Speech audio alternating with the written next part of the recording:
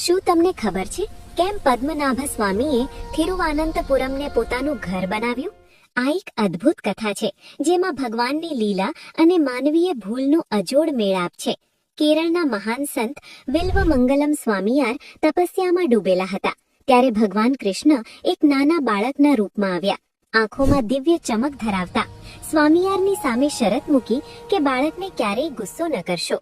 પણ એક દિવસ બાળકે શાલિગ્રામ મોંમાં નાખી દીધું. ક્રોધાવેશમાં સ્વામિયારને તેના પર ગુસ્સો આવ્યો. બાળક અચાનક ગાયબ થઈ ગયો અને કહ્યું, મને ફરી જોવા હોય તો અનંતા કાળુના જંગલમાં આવજો. પછતાવો કરતા સ્વામિયાર ત્યાં પહોંચ્યા, જ્યાં બાળક એક ઇલુપ્પા વૃક્ષમાં સમાઈ ગયો અને તરત વૃક્ષ તૂટી પડ્યું. ભગવાન વિષ્ણુ અનંત નાગ પર શયન કરતા વિશાળ રૂપમાં દેખાયા.